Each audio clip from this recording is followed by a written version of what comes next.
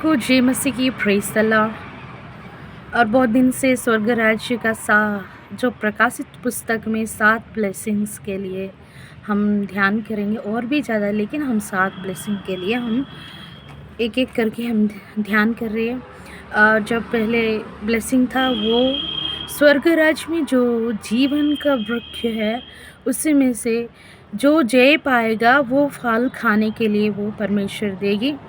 और दूसरा जो ब्लेसिंग है, जो जय पाएगा इस जगत में जो कुछ समस्या, जो प्रॉब्लम्स ये इसी जगत को जो जय करेगी वो क्या ना, वो उनको अंत तक जो विश्वास के साथ रहेगी उनका जीवन का मुकुट दूंगा परमेश्वर ने कहा।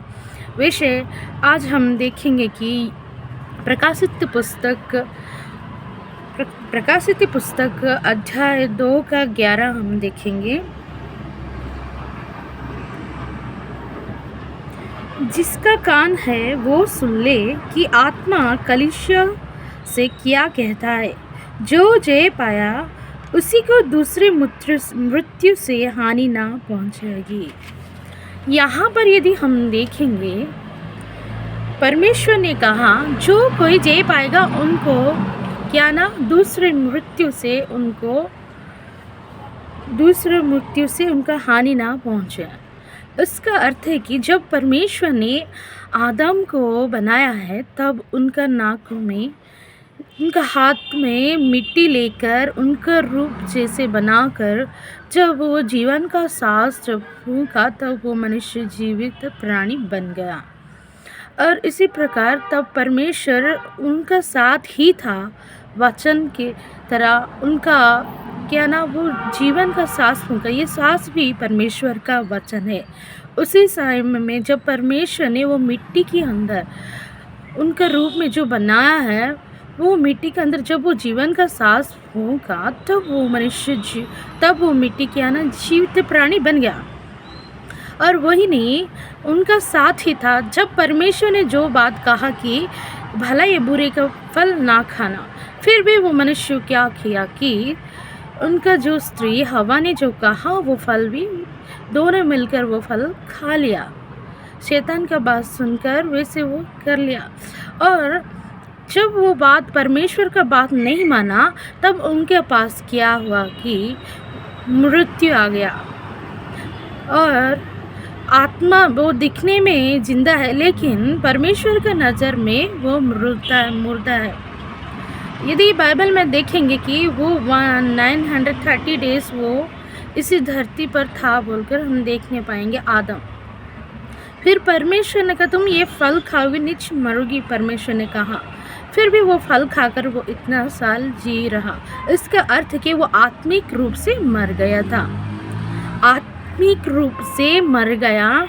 और इसीलिए यीशु मसीह आया कि धरती पर जो आत्मिक रूप से जो लोग मुर्दा हो गया उनको उठाने के लिए, उनको जीवित करने के लिए यीशु मसीह आया है, हमको जीवन देने के लिए। इसीलिए वचन कहता है मैं मार्ग, सत्य और जीवन हूँ।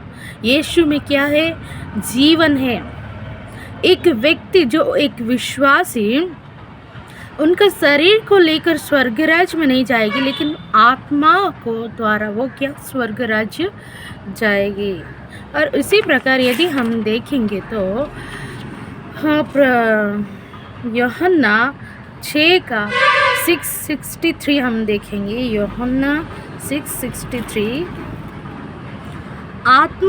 आत्मा तो जीवनदायक है, शरीर से कुछ लाभ नहीं।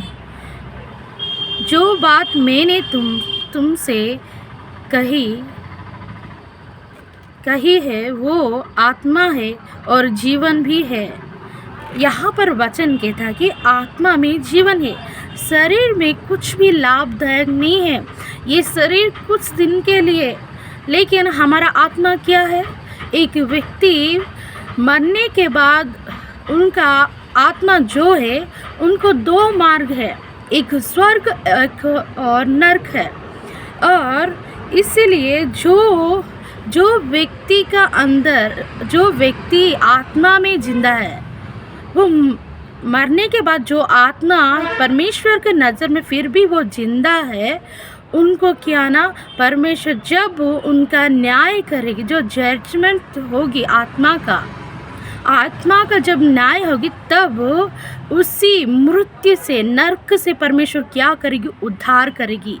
यहाँ पर यही वचन बोल रहे कि दूसरी मृत्यु कब होगी कि जब हमारा आत्मा जब हम मर गए, जब हम मर जाएंगे, हमारा आत्मा जब परमेश्वर के पास जाएगी, जब वो जजमेंट के बाद हमारा आत्मा का मृत्यु होगी, क्या स्वर्ग जो लोग जाएगी वो उद्धार पाएगी, जो नरक में जाएगी वो मरते मरते रहेगी। और इसीलिए परमेश्वर कहता है कि आत्मा में जीवन है। हमारा आत्मा को क्या जीवित रखते हो या मुर्दा जैसे रहती हो? क्या आप ही क्वेश्चन करो कि परमेश्वर के नज़र में आपका आत्मा किसी प्रकार है?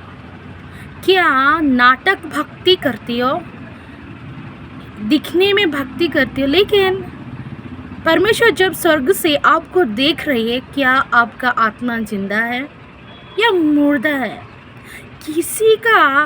किसी तरह हम परमेश्वर का नज़र में दिखा रहे हैं। परमेश्वर जब हमको देखते हैं तब किसी प्रकार हम दिखाई दे रहे परमेश्वर को। क्या हम जिंदा दिखाई दे रहे हो?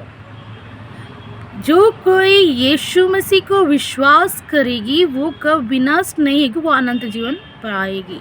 वचन कहता है परमेश्वर को, यीशु मसीह को जो विश्वास करेगी, क्या करते, वो अनंत जीवन पाएगी। वही है जो अनंत जीवन का अर्थ है कि वो दूसरा मृत्यु से वो बच जाएगी, वो नरक में नहीं जाएगी। ये दूसरा मृत्यु जो है वो नरक जाना का अर्थ है। और मार्कुस 12:27 हम देखेंगे। परमेश्वर मरे हुए का नहीं परंतु जीवित का परमेश्वर है, अतः तुम बड़ी फूल में पड़े हैं। यहाँ पर लिखा है कि वचन कहता कि परमेश्वर हमारा जीवित परमेश्वर, मुर्दा का परमेश्वर नहीं है। वो मुर्दा के लिए परमेश्वर नहीं आया है। परमेश्वर इसीलिए, हम पहले मुर्दा थे, लेकिन जो कोई उनको विश्वास करते उनका अंदर क्या जीवन प्रवेश करती है, और वो जीवित लोग ही परमेश्वर को क्या परमेश्वर मेरे मरे हुए का नहीं परंतु जीवित का परमेश्वर है। क्या जीवित लोगों का परमेश्वर हमारा परमेश्वर है, क्योंकि हमारा परमेश्वर जीवित पिता है, जीवित परमेश्वर है। इसलिए जो कोई उनका आराधना करते हैं वो जीवित लोग ही करती है। जो लोग उनका आराधना, उनको महिमा करती है, वो क्या जीवित लोग ही करती है। हाँ, आप सब बोलते हैं हम सब तो जीवित हैं, मुर्दा नहीं है, लेकिन परमेश्वर के नज़र में हम किस प्रकार है? मुर्दा के समान या जीवित प्राणी के समान हम हैं। जीवित हूँ हम परमेश्वर के नज़र में। क्या आप परमेश्वर का वचन किसी तरह आपका जीवन में ले रही हो? क्या आपका जो स्वभाव है, जो गुण है, जो जिसी प्रकार बिहेव कर रही हो, वो सारी चीज़ क्या प्रभु का वचन की ओर से हो रही है, या वचन के अनुसार जी रही हो? नहीं, या आप मुर्दा के समान आपका कार्य है। यहाँ पर देखेंगे कि बहुत सारे लोग बोलती है कि हम मसीह में, हम क्रिश्चियन हैं, लेकिन उनका स्वभाव सब क्या ना एक मुर्दा के समान रहती है। परमेश्वर उन लोगों के साथ बात करती है कि जो परमेश्वर के सम्मुख में मुर्दा दिख रहे हैं, वो परमेश्वर आपके साथ बात कर रहे हो। परमेश्वर चाहती है कि आपको जीवन देने के लिए, जो कोई सच्चे में परमेश्वर को विश्वास करती है, उनका पुत्र को विश्वास करती है, वो क्या ना उनका अंदर परमेश्वर का जीवन रहेगी। परमेश्वर कहता है परमेश्वर आपको बुला रहे हैं कि आपको जीवित सदा सदा रहने के लिए परमेश्वर चाहती है। परमेश्वर चाहती है कि आपको वो दूसरे मृत्यु से आपको बचाने के लिए परमेश्वर चाहती है। और इसी प्रकार हम और एक वचन हम पढ़ेंगे, प्रकाशित पुस्तक 20 का 6 हम देखेंगे। धन्य और पवित्र वो है जो इसी पहले पुनरुत्थान का भागी हो, ऐसे पर दूसरी मृत्यु का कुछ भी अधिकार नहीं, पर वो परमेश्वर और मसीहा की याजक होकर उसी 7000 वर्ष तक राज्य करे। यहाँ पर वचन देखो कितना सुंदर कहता है कि जो परमेश्वर का पुनरुत्थान धन्य और पवित्र वो है जो इसी पहले पुनरुत्थान का भागी हो। पहले पुनरुत्थान जब वचन में यदि हम देखेंगे, प्रकाशित पुस्तक में लिखा है, जब परमेश्वर तुरी फूकेगी तब क्या होती है कि मुर्दे लोग सब क्या फिर जी उठेगी। उसी का अर्थ ये है कि जब उनका वचन उनका दासों के द्वारा वो वचन दे रही है, जो सच में वो सुन रही है, जो उनका जीवन वो क्या ना, जब वो वचन उनका पास जाती है, जो परमेश्वर को ग्रहण करती है, यीशु मसीह सच्चे परमेश्वर बोलकर उनको क्या ना वो परमेश्वर उठाती है। यही पहला पुनरुत्थान है। आत्मा में वो क्या ना जीवित हो गया। पहले क्या हुआ कि आदम के द्वारा मृत्यु आया, आत्मा और शरीर के द्वारा मृत्यु आया, लेकिन यीशु मसीह आकर वो जीवन दिया है। उनका जो क्रूस में हमारा पापों के लिए मर गया, उनका मरने के द्वारा हमको क्या ना हम सबको जीवित किया है। जो उनको विश्वास करती है, उनका लहू के द्वारा उनका जीवन को धोती है, उनका वचन के अनुसार जो लोग जी रही है, उन्हीं लोग क्या ना वो पुनरुत्थान होती है। और यहाँ पर हम देखेंगे कि और फिर जो इस पहले पुनरुत्थान का भागी हो, ये क्या ना पहला पुनरुत्थान जो परमेश्वर का विश्वास करती है, और ये क्या होती है कि ये पहला पुनरुत्थान जो उनका जीवन को परिवर्तन करती है, परमेश्वर के वचन के अनुसार जी रही है, वो क्या ना पहला पुनरुत्थान। और ऐसे पर दूसरे मृत्यु का कुछ भी अधिकार नहीं, पर वो परमेश्वर और मसीहा की याजक होगी और उसी की 7000 वर्ष तक राज्य करेगी, जो उनका वचन के अनुसार जी रही है और पवित्र जीवन जी रही है।